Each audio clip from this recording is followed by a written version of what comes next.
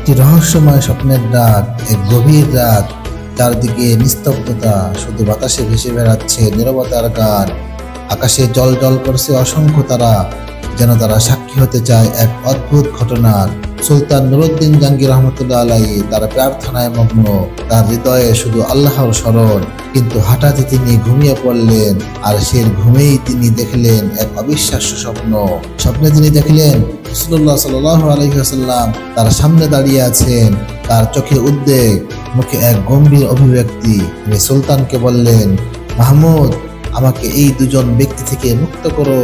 তারপর তিনি দুজন নীল চোখের দিকে তাকিয়ে ইশারা করলেন।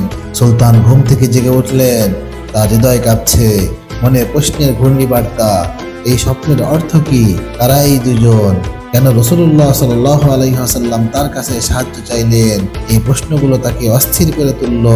তিনি জানতেন এই স্বপ্ন কোনো সাধারণ স্বপ্ন নয়, এটা আল্লাহর পক্ষ থেকে একটি বার্তা। কিন্তু কি সেই বার্তা? সুলতান নুরউদ্দিন জাহাঙ্গীর রহমতুল্লাহ আলাইহি কি পারবেন এই রহস্যের সমাধান করতে? চলুন এই গল্পে আমরা জানব সেই রহস্যময় ঘটনার কথা, যা শুধু একটি গল্প নয়, বরং একটি শিক্ষা, একটি ইতিহাসের পাতায় লেখা অমূল্য দৃষ্টান্ত। চলুন শুরু করা যাক।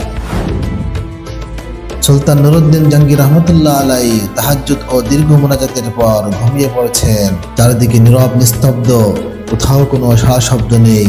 এমত অবস্থায় হঠাৎ তিনি স্বপ্নে দেখলেন স্বয়ং রাসূলুল্লাহ সাল্লাল্লাহু আলাইহি ওয়াসাল্লাম তার কামরায় উপস্থিত। তিনি কোনো ভূমিকা ছাড়াই দুজন নীলচক্ষু বিশিষ্ট লোকের দিকে ইঙ্গিত করে বললেন, নুরউদ্দিন, এরা আমাকে বিরক্ত করছে, এ দুজন থেকে আমাকে মুক্ত করো। এই ভয়াবহ স্বপ্ন দেখে নুরউদ্দিন জাহাঙ্গীর রহমতুল্লাহ আলাইহি অত্যন্ত ভীতসন্ত্রস্ত হয়ে ঘুম থেকে জাগ্রত হলেন এবং কিংকর্তব্য বিমূঢ় হয়ে গোটা কক্ষমায় পায়চারি করতে লাগলেন। সাথে সাথে তার মাথায় বিভিন্ন প্রকার চিন্তা ঘুরপাক খেতে লাগলো।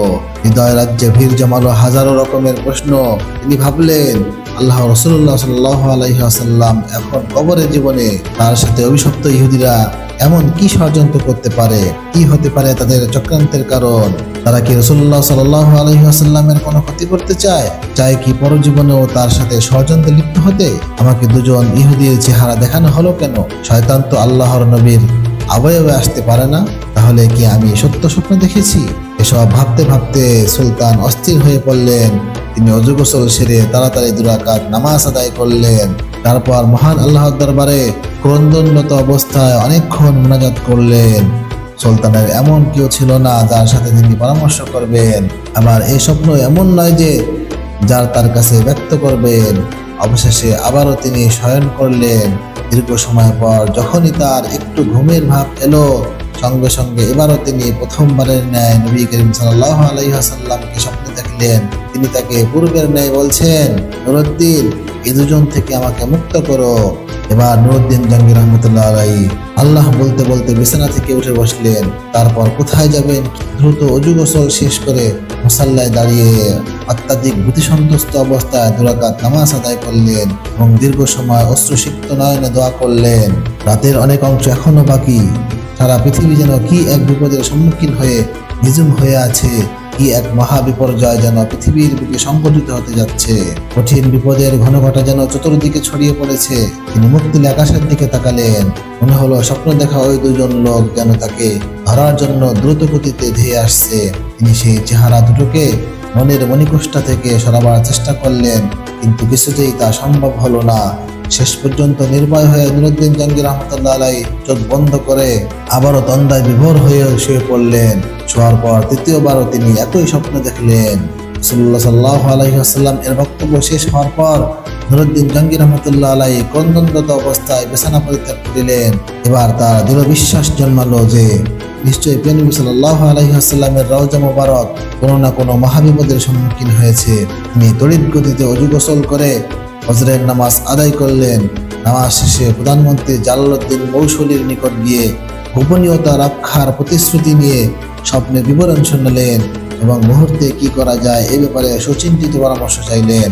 জালালউদ্দিন মৌসুলি স্বপ্নের বৃত্তান্ত অবগত হয়ে বললেন, হুজুর, আপনি এখনো বসে আছেন। নিশ্চয়ই প্রিয় নবী সাল্লাল্লাহু আলাইহি ওয়াসাল্লামের রওজা মোবারক কোনো কঠিন বিপদের সম্মুখীন হয়েছে, তাই এই বিপদ থেকে উদ্ধার করার জন্য বারবার তিনি আপনাকে স্মরণ করেছেন। অতএব আমার পরামর্শ হলো, সময় নষ্ট না করে সত্তর মদিনার পথে অগ্রসর হন। নুরউদ্দিন জঙ্গি রহমতুল্লাহ আলাইহি আর কাল বিলম্ব করলেন না। তিনি 16,000 দ্রুতগামী অশ্বরোহী সৈন্য এবং বিপুল ধন সম্পদ নিয়ে বাগদাদ থেকে মদিনার অভিমুখে রওনা হলেন। রাত দিন সফর করে 17তম দিনে মদিনা শরীফে পৌঁছালেন এবং সৈন্যবাহিনী সহ গোসল ও অজু সেরে 2 রাকাত নফল নামাজ আনতে দীর্ঘ সময় ধরে মোনাজাত করলেন। তারপর সৈন্যবাহিনী দ্বারা মদিনা ঘেরাও করে ফেললেন এবং সঙ্গে সঙ্গে আদেশ জারি করে দিলেন যে বাইরের লোক মদিনায় আসতে পারবে, কিন্তু সাবধান, মদিনা থেকে কোনো লোক বাহিরে যেতে পারবে না। নুরউদ্দিন জঙ্গি রহমতুল্লাহ আলাইহি জুম্মার খুতবা দান করলেন এবং ঘোষণা দিলেন, আমি মদিনাবাসীকে দাওয়াত দিয়ে এক বেলা খাওয়াতে চাই। আমার অভিলাষ সকলেই যেন এই দাওয়াতে অংশগ্রহণ করে। সুলতান মদিনাবাসীকে আপ্যায়নের জন্য বিশাল আয়োজন করলেন এবং প্রত্যেকের নিকট অনুরোধ করলেন মদিনার কোনো লোক যেন এই দাওয়াত থেকে বঞ্চিত না হয়।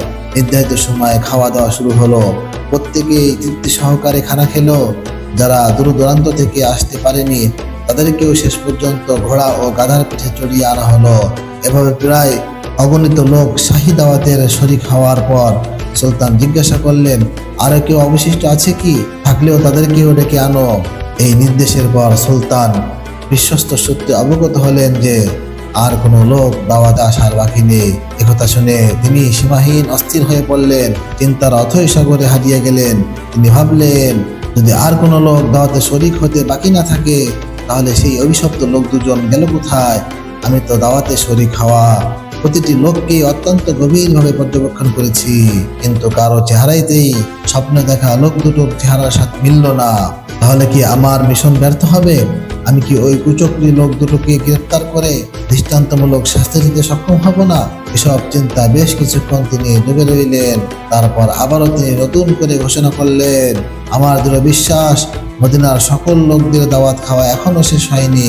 অতএব সবাইকে আবারও অনুরোধ করা যাচ্ছে, যারা এখনো আসেনি তাদেরকে যেন অনুসন্ধান করে দাওয়াতে শরীক করা হয়।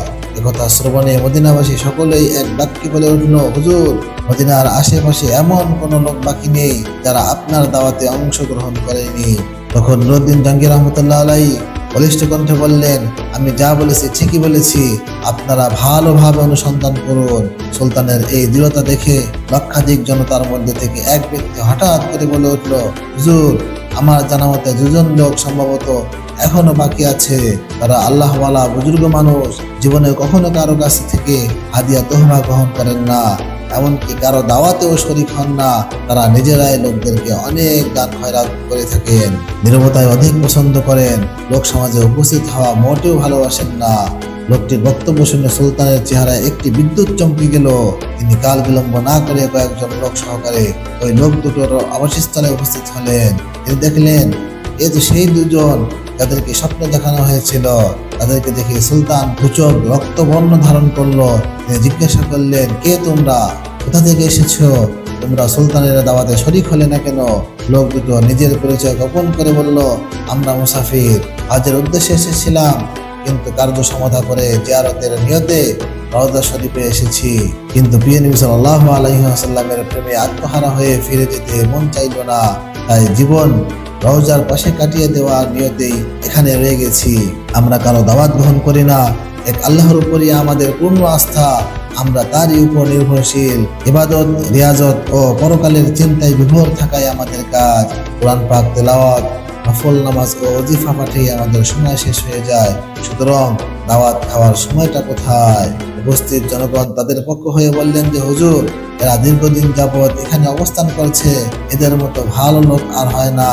সব সময় দরিদ্র ও এতিম ও অসহায় লোকদের প্রচুর পরিমাণে সাহায্য করে, তাদের দানের উপর অত্য লোকদের প্রচুর পরিমাণ জীবিকা নির্বাহ করে। নুরউদ্দিন জঙ্গি রহমতুল্লাহ আলাইহি লোকদের কথা শুনে লোক দুটোর প্রতি পুনরায় গভীর দৃষ্টিতে তাকালেন। অত্যন্ত সূক্ষ্মভাবে তাদের পা থেকে মাথা পর্যন্ত পর্যবেক্ষণ করলেন। এতে আবারও তিনি নিশ্চিত হলেন এরা তারাই যাদেরকে তিনি স্বপ্নে দেখেছিলেন। এবার সুলতান জলদ গম্ভীর স্বরে তাদেরকে বললেন, সত্য কথা বলো, তোমরা কে, কেন, কি উদ্দেশ্যে এখানে থাকছো? এবারও তারা পূর্বের কথা পুনরাবৃত্তি করে বললেন, আমরা পশ্চিম দেশ থেকে পবিত্র হজ ব্রত পালনের জন্য এখানে এসেছি। রাসূলুল্লাহ সাল্লাল্লাহু আলাইহি ওয়াসাল্লামের নৈকট্য লাভই আমাদের একমাত্র লক্ষ্য। এই উদ্দেশ্যে আমরা এখানে অবস্থান করেছি। সুলতান এবার কারো কথায় কান না দিয়ে তাদেরকে সেখানে আটকে রাখার নির্দেশ দিলেন।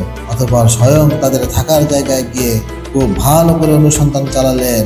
সেখানে অনেক মাল সম্পদ পাওয়া গেল বহু দুর্লভ কিতাবপত্র, কিন্তু এমন কোনো জিনিসপত্র পাওয়া গেল না যা দ্বারা স্বপ্নের বিষয়ে কোনো প্রকার সহায়তা হয়। নুরউদ্দিন জঙ্গি রহমতুল্লাহ আলাইহি অধিক পেরেশান, অস্থির, এখনো রহস্য উদ্ঘাটন করতে না পারায় তিনি সীমাহীন চিন্তিত। এদিকে মদিনায় বহু লোক তাদের জন্য সুপারিশ করেছে। তারা আবারও বলছে, হুজুর, এরা নিকার বুজুর্গ লোক, দিনভর রোজা রাখেন, তাদের অধিকাংশ সময় ইবাদত বন্দীতে কাটিয়ে দেন, 5 ওয়াক্ত নামাজি রওজা শরীফের নিকট এসে আদায় করেন, প্রতিদিন নিয়মিত জান্নাতুল বাকি জিয়ারত করতে যান, প্রতি শনিবার মসজিদুল কুবাতে গমন করেন, কেউ কিছু চাইলে খালি হাতে ফিরিয়ে দেন না। সুলতান তাদের অবস্থা শুনে সীমাহীন আশ্চর্য বোধ করলেন, তথাপি তিনি হাল ছাড়লেন না। পক্ষের অংশে অনুসন্ধানে দৃষ্টি ফিরিয়ে যাচ্ছেন, ঘরের প্রতিটি বস্তুকে গভীরভাবে পর্যবেক্ষণ করছেন, কিন্তু সন্দেহ করার মতো কিছুই তিনি পাচ্ছেন না। নুরউদ্দিন জঙ্গি রহমতুল্লাহ আলাইহি এক পর্যায়ে সঙ্গীদের বললেন, আচ্ছা, তাদের নামাজের মুসাল্লাটা একটু উঠাও দেখি। সঙ্গীরা নির্দেশ পালন করলেন। নামাজের মুসাল্লাটি বিছানো ছিল একটি চাটাইয়ের উপর। সুলতান আবার নির্দেশ দিলেন, চাটাইটিও সরিয়ে ফেলো। চাটাইটি সরানোর পর দেখা গেল একখানা বিশাল পাথর। সুলতানের নির্দেশে তাও সরানো হলো। এবার পাওয়া গেল এমন একটি সুড়ঙ্গ পথ যা বহুদূর পর্যন্ত চলে গেছে, এমনকি তা পৌঁছে গেছে রওজা শরীফের অতি সন্নিকটে। এই দৃশ্য অবলোকন করা মাত্র নুরউদ্দিন জঙ্গি রহমতুল্লাহ আলাইহি বিজলি আহতের ন্যায় চমকে উঠলেন। অস্থিরতার কালো মেঘ যেন ছেয়ে যায় তার সমস্ত হৃদয় আকাশে, ক্রোধে লাল হয়ে যায় গোটা মুখমণ্ডল। অবশেষে লোক দুটোকে লক্ষ্য করে ক্ষিপ্ত ক্রুদ্ধ সিংহের ন্যায় গর্জন করে ঝাঁঝালো কণ্ঠে বললেন, তোমরা পরিষ্কার ভাষায় সত্যি কথাটা খুলে বলো, নইলে এক্ষুনি তোমাদের যন্ত্রণাদায়ক শাস্তির সম্মুখীন হতে হবে। বলো, তোমরা কে? তোমাদের আসল পরিচয় কি? তারা কি উদ্দেশ্যে তোমাদেরকে এখানে পাঠিয়েছে? সুলতানের কথায় তারা ঘাবড়ে গেল। কঠিন বিপদ সামনে দেখে আসল পরিচয় প্রকাশ করে বলল, আমরা ইহুদি। দীর্ঘদিন যাবৎ আমাদেরকে মুসল শহরের ইহুদিরা সুদক্ষ কর্মী দ্বারা প্রশিক্ষণ দিয়ে প্রচুর অর্থ সহকারে এখানে পাঠিয়েছেন। আমাদেরকে এজন্য পাঠানো হয়েছে যে আমরা যেন কোনো উপায়ে মুহাম্মদ সাল্লাল্লাহু আলাইহি ওয়াসাল্লামের শবদেহ বের করে ইউরোপীয় ইহুদিদের হাতে হস্তান্তর করি। এই দুরূহ কাজে সফল হলে তারা আমাদেরকে আরো ধন সম্পদ দিবে বলে প্রতিশ্রুতি দিয়েছে। সুলতান বললেন, তোমরা তোমাদের পরিকল্পনা বাস্তবায়নের জন্য কি পদ্ধতি অবলম্বন করেছিলে? কিভাবে তোমরা কাজ করতে? তারা বলল, আমাদের নিয়মিত কাজ ছিল রাত গভীর হলে অল্প পরিমাণ সুড়ঙ্গ খনন করা এবং সাথে ওই মাটিগুলো চামড়ার মজকে ভর্তি করে অতি সন্তর্পণে মদিনার বাহিরে নিয়ে ফিরে আসা। আজ দীর্ঘ 3 বছর যাবৎ এই মহাপরিকল্পনা বাস্তবায়নের কাজে আমরা অনবরত ব্যস্ত আছি। এ সময় আমরা রওজা মুবারকের নিকট পৌঁছে গেলাম এবং সিদ্ধান্ত গ্রহণ করলাম যে 1 সপ্তাহের মধ্যে বিশ্বনবীর লাশ বের করে নিয়ে যাব। ঠিক সেই সময় ধরে আমাদের মনে হলো আকাশ যেন ভেঙে টুকরো টুকরো হয়ে যাচ্ছে, জমিন যেন প্রচন্ড ভূমিকম্পে থরথর করে কাঁপছে, যেন সমগ্র পৃথিবী জুড়ে মহাপ্রলয় সংঘটিত হচ্ছে। অবস্থা এতটাই শোচনীয় রূপ ধারণ করলো, মনে হলো সুড়ঙ্গের ভিতরের জন্য আমরা সমাধিস্থ হয়ে পড়ব। এই অবস্থা প্রত্যক্ষ করে ভীতিসন্ত্রস্ত হয়ে আমরা কাজ বন্ধ করে রেখেছি। তাদের বক্তব্য সুলতানের নিকট সব কিছুই পরিষ্কার হয়ে গেল। তাই তিনি লোক দুটোকে নজিরবিহীন শাস্তি দেওয়ার ব্যবস্থা গ্রহণ করলেন, যাতে ভবিষ্যতে কেউ আর এমন দুঃসাহস প্রদান না করে। তিনি মসজিদ হতে অর্ধ মাইল দূরে একটা বিশাল ময়দানে 20 তাহ উঁচু একটি কাঠের মঞ্চ তৈরি করলেন। সাথে সাথে সংবাদ পাঠিয়ে মদিনা ও মদিনার আশপাশের লোকদেরকে উক্ত ময়দানে হাজির হওয়ার নির্দেশ প্রদান করলেন। নির্ধারিত সময় লক্ষ লক্ষ লোক উক্ত মাঠে সমবেত হলো। সুলতান নুরউদ্দিন জঙ্গি রহমতুল্লাহ আলাইহি অপরাধী লোক দুটোকে লৌহ শিকলের আবদ্ধ করে মঞ্চের উপর বসালেন। তারপর বিশাল জনসমুদ্রের মাঝে তাদের হীন চক্রান্ত ও ভিন্ন তৎপরতার কথা উল্লেখ করলেন। সুলতান নুরউদ্দিন জঙ্গি রহমতুল্লাহ আলাইহির বক্তব্য শ্রবণ করে লোকজন বিস্ময়ে হতবাক হয়ে গেল। তারা এই ঘৃণ্য ষড়যন্ত্রের দৃষ্টান্তমূলক শাস্তি দাবি করলেন। সুলতান বললেন, হ্যাঁ, এদের শাস্তি দৃষ্টান্তমূলকই হবে। তিনি লোকদেরকে বিপুল পরিমাণ লাকড়ি সংগ্রহের নির্দেশ দিলেন। তারপর লক্ষ জনতার সামনে সেই ইহুদি দুটোকে মঞ্চে ভিন্নভাবে আগুন লাগিয়ে পুড়িয়ে ভস্ম করে ফেলল। কোনো কোনো বর্ণনা আছে সেই আগুন নাকি দীর্ঘ 11 দিন পর্যন্ত জ্বলজ্বল করছিল। অতঃপর তিনি বিপুল পরিমাণ অর্থ ব্যয় করে 1000 মণ সীসা জ্বালিয়ে রওজা শরীফের চতুর্পাশে মজবুত প্রাচীর নির্মাণ করে দেন, যেন ভবিষ্যতে আর কেউ প্রিয় নবী সাল্লাল্লাহু আলাইহি ওয়াসাল্লামের কবর পর্যন্ত পৌঁছাতে সক্ষম না হয়। তারপর তিনি কায়মনোবাক্যে আল্লাহ পাকের শুকরিয়া আদায় করলেন এবং তাকে যে এত বড় খেদমতের জন্য কবুল করা হলো সেজন্য সপ্তাহকাল ব্যাপী আনন্দ অশ্রু বিসর্জন দিলেন। প্রিয় বন্ধুরা আমার, এই গল্প থেকে আমরা কি শিখতে পারলাম? এই গল্প শুধু একটি ঐতিহাসিক ঘটনা নয়, বরং এটি আমাদের জন্য একটি শিক্ষা। এটি আমাদেরকে শেখায় যে ঈমান ও নবী প্রেমের মাধ্যমে যে কোনো ষড়যন্ত্রের মোকাবেলা করা সম্ভব। সুলতান নুরউদ্দিন জঙ্গী রাহমাতুল্লাহ আলাইহির জীবনী আমাদের দৃঢ়তা, বিচক্ষণতা এবং আল্লাহর উপর পূর্ণ আস্থা রাখার শিক্ষা দেয়। এই গল্প থেকে আমরা আরো শিখতে পারি নবী সাল্লাল্লাহু আলাইহি ওয়াসাল্লামের প্রতি ভালোবাসা এবং সম্মান আমাদের ঈমানের অঙ্গ। তার স্মৃতিকে সম্মান করা আমাদের কর্তব্য। যে কোনো পরিস্থিতিতে দৃঢ় থাকা এবং সঠিক সিদ্ধান্ত নেওয়া আমাদের উচিত। আল্লাহর উপর পূর্ণ আস্থা রাখলে তিনি আমাদেরকে যে কোনো বিপদ থেকে রক্ষা করবেন।